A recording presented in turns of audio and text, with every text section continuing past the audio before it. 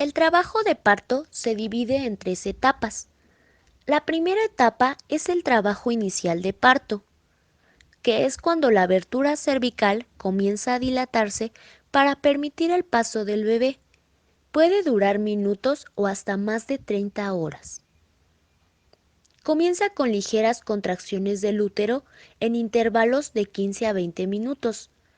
A medida que pasa el tiempo, aumentan la frecuencia y la intensidad y ocurren en intervalos de 3 a 5 minutos. Algunas mujeres experimentan falso trabajo de parto denominado contracciones de Braxton Hicks. A veces es difícil distinguirlo y una prueba eficaz consiste en hacerlas caminar un poco. Los dolores del parto falso disminuyen, mientras que del verdadero se tornan más incómodos. Primero, se libera un tapón mucoso que cubre la cervix o cuello uterino, que puede provocar poco sangrado. Luego, el saco amniótico a veces se rompe y después parte del líquido amniótico se derrama, que es cuando se rompe la fuente. La segunda etapa es el trabajo de parto y parto, que comienza con contracciones más fuertes y regulares y termina con el nacimiento. Cuando la cervix está dilatada en su totalidad, las contracciones empiezan a impulsar el producto por el canal de parto. Suele tardar de 10 a 40 minutos. Las contracciones ocurren en intervalos entre 2 y 3 minutos y son más prolongadas e intensas. Por lo regular, la cabeza es la primera que surge del canal de parto. Primero corona o se vuelve visible y luego surge más con cada contracción. El tejido materno del pironeo, región situada entre la vagina y el recto, se alarga para permitir que salga la cabeza. El médico a menudo practica una incisión llamada episiotomía para agrandar la abertura vaginal y evitar un desgarre. La tercera etapa es la expulsión de secundinas, que es cuando se expulsa la placenta, el cordón umbilical y otros tejidos. Es indolora y ocurre 20 minutos después del parto.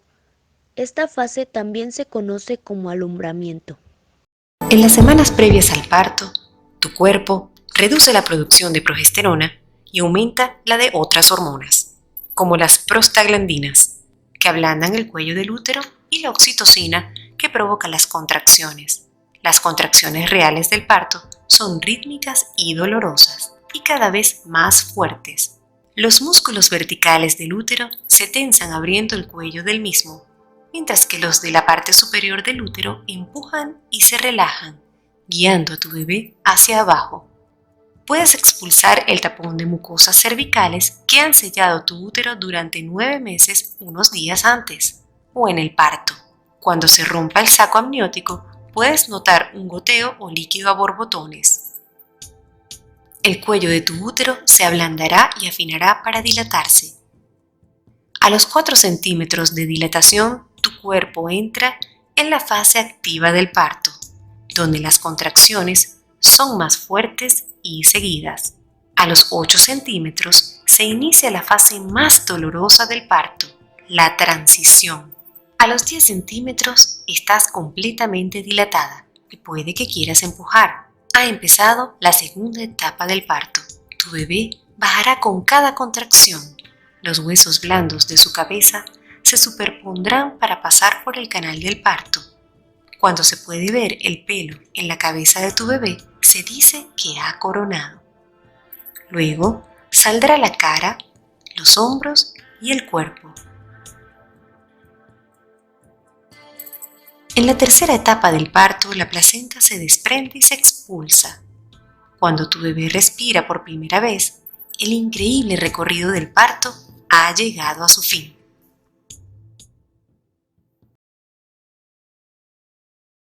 Un parto por cesárea, generalmente conocido como cesárea, es un procedimiento quirúrgico en que se realizan incisiones en el abdomen y útero de una mujer para dar a luz un bebé. Algunas cesáreas se planifican. Sin embargo, a menudo la necesidad del procedimiento se torna evidente después del inicio del trabajo de parto, cuando las condiciones anormales hacen que un parto natural no sea seguro para la madre o su bebé. Las indicaciones comunes para el parto por cesárea incluyen distocia, placenta previa y sufrimiento fetal. La distocia o trabajo de parto no progresivo prolongado puede producirse cuando la cabeza del bebé no cabe por el canal del parto o su cuerpo se encuentra en una posición desfavorable, como por ejemplo cuando está perpendicular al canal del parto o de nalgas, como lo es la posición de nalgas. La placenta previa se presenta cuando la placenta se encuentra en una posición baja y obstruye de manera parcial o por completo la abertura cervical. El sufrimiento fetal se produce cuando la salud del bebé se encuentra en peligro inminente, por lo general debido al flujo insuficiente de sangre a través de la placenta o el cordón umbilical. El sufrimiento fetal puede producirse cuando la placenta se separa de la pared del útero antes del parto o el cordón umbilical se comprime o estrangula. Otras condiciones que pueden requerir un parto por cesárea incluyen nacimientos múltiples, tumores grandes del útero, herpes genital u otras infecciones o problemas médicos tales como la hipertensión o la diabetes no controlada. El médico puede utilizar el ultrasonido y un monitor cardíaco fetal que lo ayudarán a decidir si el bebé nacerá o no por cesárea. Cuando sea necesario realizar un parto por cesárea, se la preparará para una cirugía. Si aún no se le ha colocado, se le colocará una vía endovenosa y se le insertará un catéter en la vejiga para drenar la orina. En la sala de operaciones se le anestesiará. En la mayoría de los casos, se administra una anestesia peridural para adormecer la parte inferior del cuerpo. Sin embargo, algunas veces se utilizará anestesia general. El médico comenzará realizando una incisión en el abdomen. Será una incisión vertical justo debajo del ombligo hasta la parte superior del hueso púbico, o con mayor frecuencia, una incisión horizontal en forma transversal y justo por encima del hueso púbico. A esta incisión en general se la denomina incisión de bikini. Luego el médico realizará una segunda incisión en la parte inferior del útero. Una vez que se abre el útero, su médico romperá la bolsa amniótica. Si aún está intacta, el bebé nacerá. El tiempo que transcurre desde la incisión abdominal inicial hasta el nacimiento es por lo general de 5 minutos. Luego, el médico pinzará y cortará el cordón umbilical. Extraerá cuidadosamente la placenta y saturará bien el útero y el abdomen. Generalmente esto dura alrededor de 45 minutos. Por lo general, la estadía en el hospital después de un parto por cesárea es de 3 a 5 días. Durante este tiempo, se le recomendará que amamante, duerma cuando el bebé duerme y se levante de la cama a menudo. Aunque la mayoría de las pacientes pueden ocuparse de su bebé recién nacido después del procedimiento, la recuperación completa puede tardar entre 6 y 8 semanas. La cicatriz se irá aclarando a medida que sane.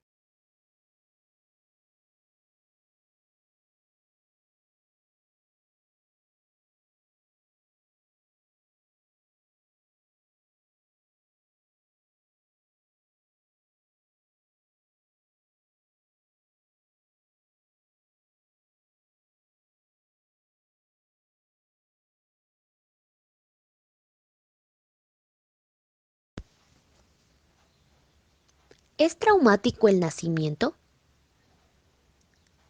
El nacimiento es una transición radical del ambiente protegido y seguro del útero al ambiente externo.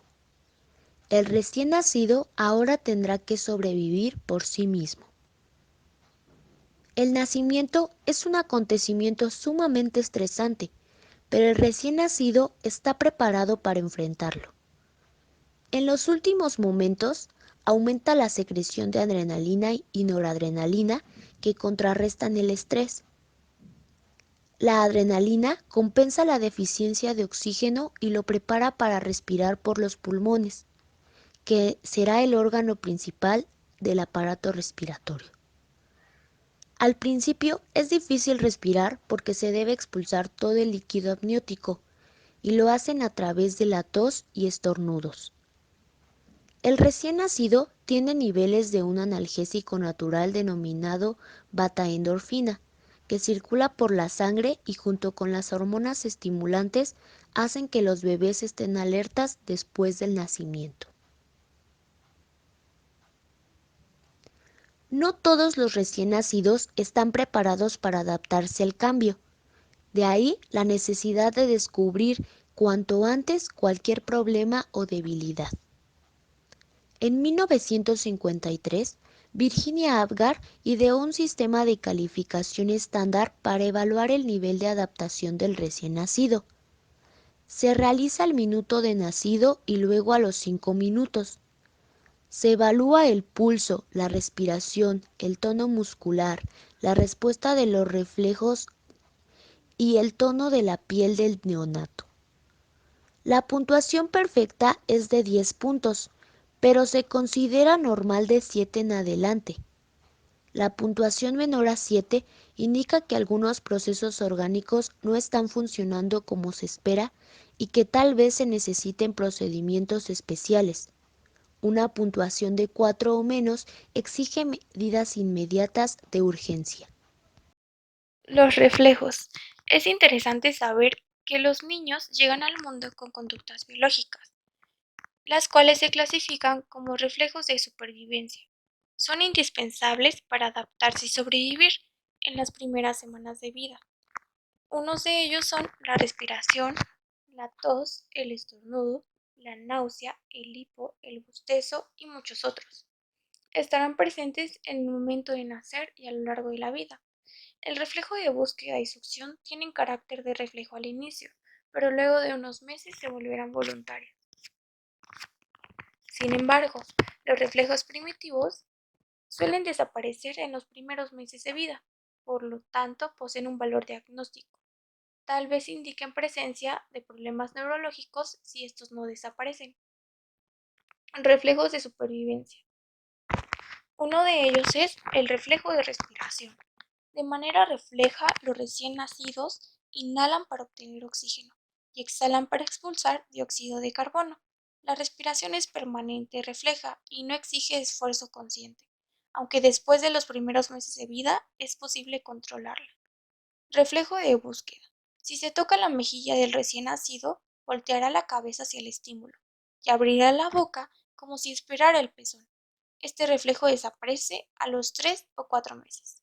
Reflejo de succión. Si tocamos o estimulamos la boca del recién nacido, este responderá succionando y haciendo movimientos rítmicos con la boca y lengua. Este reflejo adquiere carácter voluntario en los primeros meses de vida. Reflejo pupilar. La pupila se contrae con luz brillante y cuando el niño va a dormir se dilata con luz tenue. De igual forma cuando despierta. Este es un reflejo permanente. Reflejos primitivos. Reflejo de Moore, conocido también como reflejo de sobresalto. Los recién nacidos sobresaltan cuando oyen intensos ruidos o cuando se les suelta en forma repentina. Primero extienden los brazos y estiran los dedos, y después recogen los brazos en el cuerpo y aprietan los dedos. El reflejo desaparece como a los 4 meses. Reflejo palmar. Cuando estimulamos la palma de la mano, el bebé cierra el puño con rigor y aumenta la fuerza. Si se retira el estímulo, este desaparecerá aproximadamente a los 5 meses. Reflejo plantar. Cuando colocamos un objeto o un dedo en la planta del pie cerca de los dedos, el bebé tratará de doblar el pie. Este reflejo desaparecerá a los 9 meses de vida. Reflejo de Babinski. Si le tocamos ligeramente la planta del pie desde el talón a los dedos, el bebé apartará los 4 dedos pequeños y levantará el pulgar. El reflejo desaparece a los 6 meses de vida. Reflejo de marcha. Cuando le ayudamos a sostenerse erguido con los pies en una superficie plana y lo movemos hacia adelante, el niño caminará en forma coordinada. Este reflejo desaparecerá como a los 2 o 3 meses de vida. Reflejo de natación. Los bebés tratan de nadar en forma coordinada si los metemos en agua sobre el vientre. Sin embargo, el reflejo desaparecerá a los 6 meses. Reflejo tónico del cuello. Cuando volteemos la cabeza, el bebé extenderá el brazo y la pierna de ese lado y flexionará los del lado opuesto, con una posición de esgrima. El reflejo desaparece a los 4 meses. El tamiz neonatal es un examen que consiste en tomar pequeñas muestras de sangre del talón del bebé Esta es sometida a análisis para determinar si existen alteraciones genéticas. De ser positivo, el niño es catalogado como sospechoso y se somete a otras pruebas para determinar el padecimiento y elegir el tratamiento adecuado. Para esto existen dos tipos de tamiz, el básico y el ampliado. El primero de ellos permite detectar 4 padecimientos congénitos. Por otro lado, el tamiz neonatal ampliado puede ubicar hasta 67 enfermedades genéticas, mismas que podrían tardar meses o años en manifestarse con trastornos digestivos, crecimiento del hígado y del vaso, problemas de desarrollo psicomotor y retraso mental, entre otros síntomas. Para interpretarlo, debemos de tener en cuenta el número de folio, el cual debe de estar rotulado en verde o rojo. En caso de ser verde, el resultado es negativo, y cuando es rojo, significa que el niño es sospechoso y requiere revisión médica y estudios de sangre para descartar alguna enfermedad. De 1 a 4 meses, el bebé tiene cambios físicos, tales como duplicó su peso, la piel cambia de aspecto, se reemplaza el cabello, el cuerpo empieza a alargarse más que la cabeza, el primer diente brota entre los 4 y 5 meses, los huesos son cartílagos blandos. En su percepción, sigue objetos con la vista, percibe colores, discrimina formas y enfoca. Voltea la cabeza hacia los sonidos. En sus cambios motores, mantiene erguida la cabeza y pecho, coge objetos y rueda sobre el estómago quedando boca arriba. Su lenguaje y cognición. En esta balbucea, susurra, imita sonidos, recuerda objetos y sonidos, descubre y examina sus manos y dedos, además de que participa en juegos de interacción social. De 5 a 8 meses. El bebé tiene cambios físicos como ganar peso de manera gradual. Su cabello es más espeso y largo. En su percepción, responde a sonidos. Tiene una visión y audición integrada.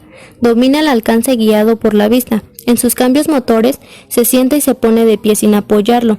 Gatea y se arrastra. Se desplaza en andaderas. Se pasa objetos de una mano a otra. Extiende las manos. Se acerca y mete objetos a la boca. Puede golpear 2 objetos. Perfecciona habilidades motoras más gruesas. En su lenguaje y cognición, imita sonidos como papá y mamá. Balbucea sonidos más complejos, discrimina entre rostros conocidos y desconocidos, busca objetos escondidos, participa en juegos sociales más complejos, además de que imita gestos y acciones de adultos. De 9 a 12 meses ocurren las primeras palabras y los primeros pasos. En los cambios físicos, a los 12 meses pesan el triple de lo que pesaban al nacer. Su percepción es la exploración activa. En sus cambios motores, por lo general se sostienen sin ayuda y empieza a caminar. Deshace nudos, abre armarios, jala juguetes, enciende la televisión, abre ventanas y come sin ayuda. En su lenguaje y cognición, entiende y empieza a utilizar palabras tales como no. Busca objetos escondidos en su lugar habitual. Se separa de su cuidador y ejerce la decisión y simula mediante la representación simbólica de actividades cotidianas como comer, beber. De 12 a 18 meses. Los cambios físicos son que pesa 4 veces más que al nacer, pero se ha reducido la tasa de incremento de peso.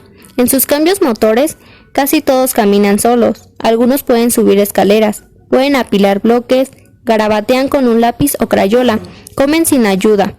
Se pueden quitar algunas prendas. En su lenguaje y cognición, combinan 2 palabras para formar una oración. Mencionan partes del cuerpo e imágenes conocidas.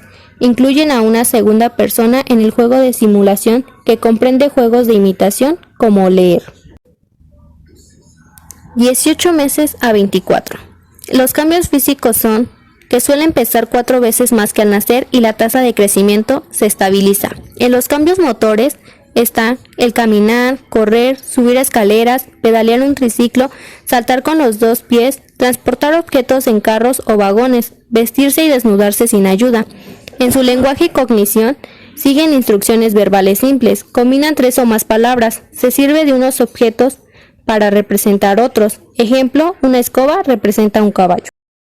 Teorías relacionadas con el desarrollo postnatal. Teoría de Freud. Sigmund Freud es el autor de la teoría psicoanalítica.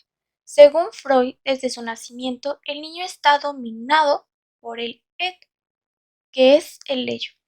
Este representará el ánima, que nos habita y genera impulsos biológicos o deseos instintivos. Esto será preciso evitar y enfrentarlo. Por ejemplo, como obtener comida y agua o satisfacer necesidades de supervivencia, son los impulsos biológicos. El ET se rige por el principio del placer.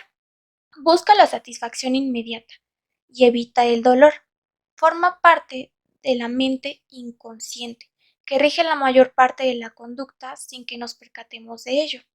Por ejemplo, cuando comenzamos a caminar e incluso antes, estamos acumulando temores, culpas y conflictos inconscientes que habremos de encarar a lo largo de la vida.